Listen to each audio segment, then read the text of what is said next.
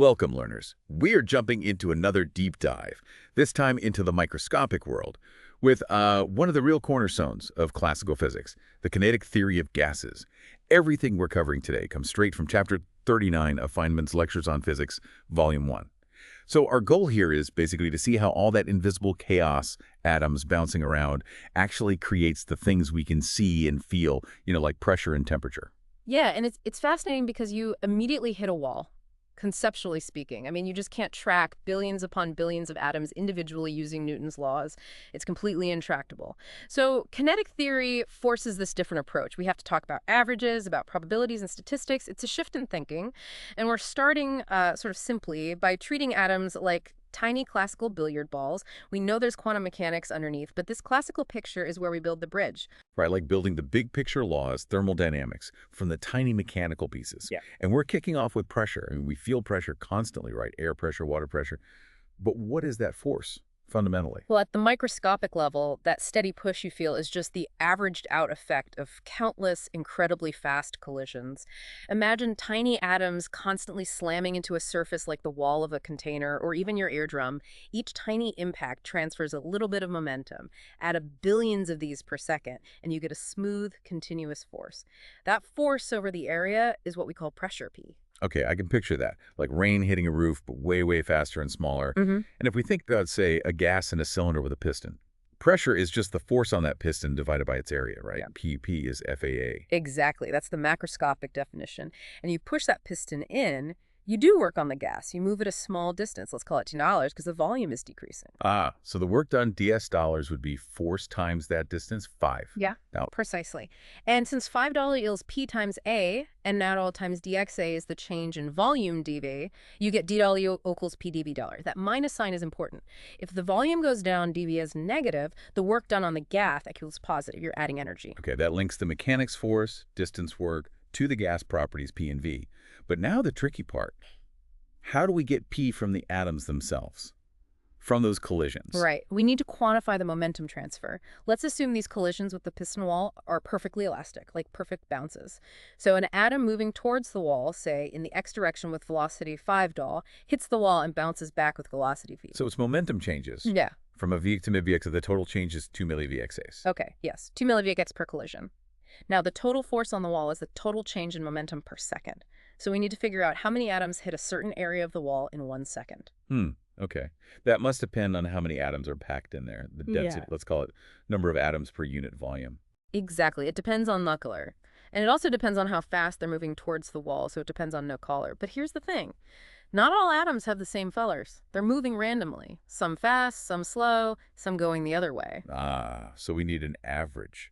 But not just the average velocity, because that might be 0 if equal numbers are going left and right. We need something about the impact. Precisely. We need the average of the square of the x velocity, Langle v by 2 wrangle. Squaring it makes all contributions positive, and it naturally connects to kinetic energy later.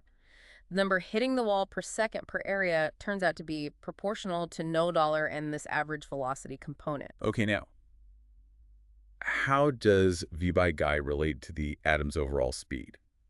Yeah. Because they're moving in 3D, right? Not just side to side. This is where a really elegant argument comes in based on symmetry. If the gas is just sitting there in equilibrium, there's no reason for atoms to prefer moving left-right over up-down or forward-back. The motion should be isotropic, uniform in all directions. Makes sense. Chaos shouldn't have a favorite direction. So the total average squared speed, Langle v2 wrangle, which is Langle v2 wrangle, plus Langle v2 wrangle, plus Langle vz2 wrangle, must have equal contributions from each direction, meaning Langle v is 2 wrangle must be exactly 1/3 of the total Langle v2 wrangle. Same for y and z.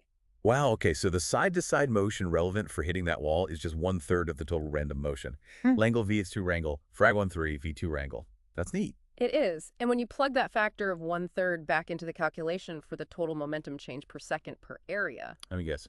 You get the pressure formula. you get the pressure formula. PP, frag 1/3, NM Langle v2, wrangle Langle. Look at that.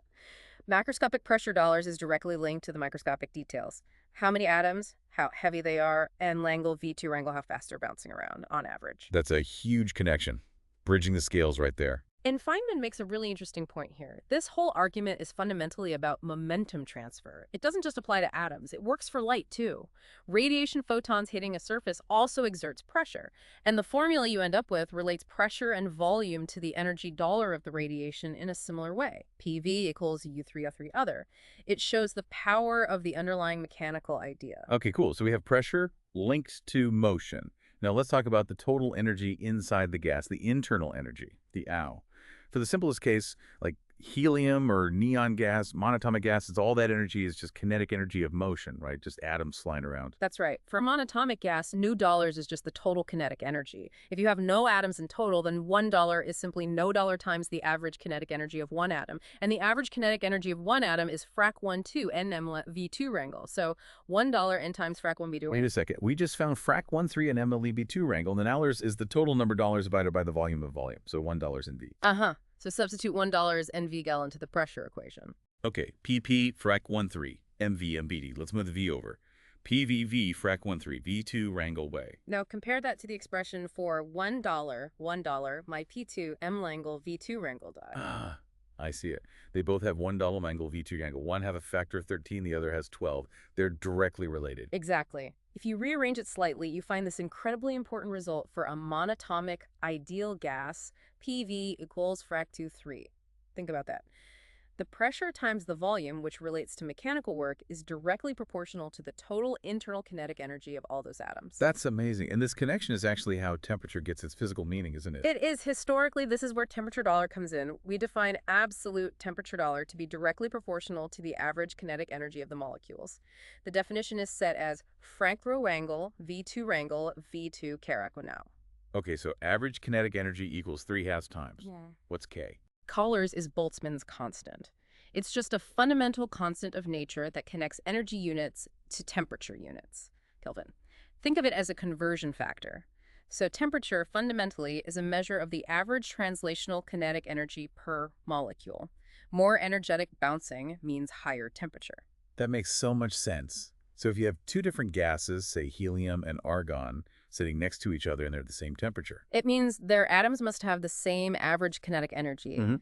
Frank angle V2 wrangle must be the same for both helium and argon, even though their masses nominally are very different. Right. So for the heavier argon atoms to have the same kinetic energy as the lighter helium atoms, the argon atoms must be moving slower on average. Much slower, yes. Hmm. That's what thermal equilibrium means at the microscopic level, equal average kinetic energy, which might mean very different average speeds depending on the mass. Okay, this is tying together nicely. We have PV frac 2 1, and we have $2 related to temperature dollars through $1. N times frac 2 since caddy whole V2 wrangle, frac 3 KT.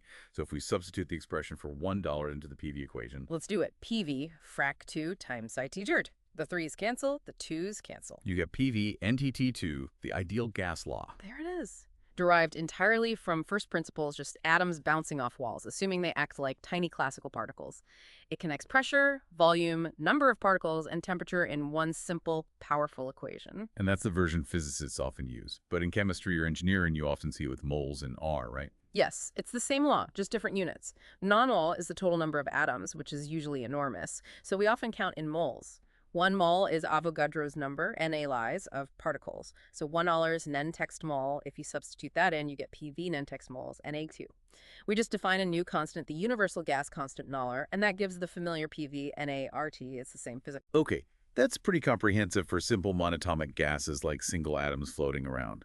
But what about real-world gases like oxygen, O-total-2, or nitrogen, N-toti-2, which are molecules made of two atoms? They can do more than just move around, can't they? Exactly. They're not just points. A diatomic molecule can also rotate, like a dumbbell spinning end over end.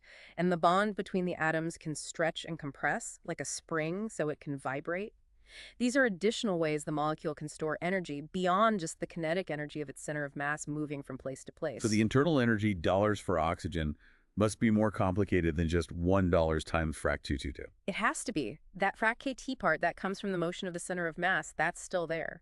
The theorem about center of mass motion says its average kinetic energy is always frac T2, but then you have to add the energy stored in rotation and vibration. And this is where that other big idea comes in, the equipartition theorem. Yes, the principle of equipartition of energy. It's a very powerful, very general idea from classical statistical mechanics. It states that in thermal equilibrium, energy gets distributed equally among all the available degrees of freedom. Degrees of freedom, like ways the molecule can move or store energy independently. Exactly. So a single atom just flying around has 3 degrees of freedom motion in X, Y, and Z. The equipartition theorem says each of these independent ways to store energy gets, on average, frac 3 4m energy associated with it. Ah, so 3 degrees of freedom times Fran frax tree gives frac 3 kt, which is the average energy we found for a monatomic gas. Okay, that matches. Right. Now think about a diatomic molecule. It still has 3 translational degrees of freedom, moving its center of mass, but it can also rotate. How many ways can it rotate independently? Well, about 2 axes perpendicular to the bond between the atoms. Rotating along the bond axis doesn't really count classically for a simple dumbbell, so that's 2 rotational degrees of freedom, and it can vibrate along the bond. That vibration involves both kinetic energy, atoms moving, and potential energy, bonds stretching. So that counts as 2 vibrational degrees of freedom. Whoa, okay, so that's 3 translation plus 2 rotation plus 2 vibration equals 7 degrees of freedom in total. Classically, yes. So the equipartition theorem would predict that the average energy of a diatomic molecule should be $7 times frac 1 to kT. Which means its total internal energy $2 would be $1 times frac 6t, much higher than the frac ETT for a monatomic gas. Precisely. And this explains why, for instance, it takes more heat energy to raise the temperature of oxygen compared to helium. The oxygen molecules can soak up energy not just by moving faster, but also by rotating and vibrating more. So let's wrap this up. We started with just atoms bouncing around. That led us to a mechanical definition of pressure, PRE day. Then we found the crucial link, PRP, NM Langle, V2 Wrangle, connecting pressure to the average squared speed. Yep, and that immediately led us, via the internal energy dollar, to the relationship PV frac 23 for monatomic gases.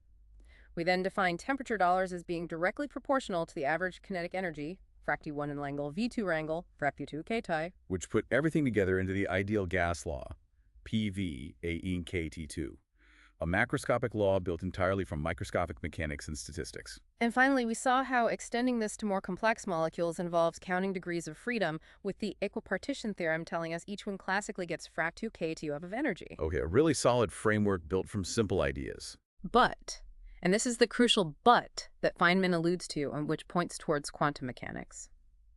This classical equipartition theorem doesn't always work, especially at low temperatures. For diatomic molecules, experiments show that the rotational and vibrational motions don't seem to turn on until the temperature is high enough. It's like they're frozen out at low T. Frozen out? Why would they freeze out? That's the provocative question. Why does the classical prediction fail? It turns out that energy for rotation and vibration is quantized. It comes in discrete packets. You need enough thermal energy to even excite the first packet. So the question to ponder is, when and why do these quantum effects take over? How does the failure of classical equipartition lead us into the realm of quantum statistics? That's where the story continues.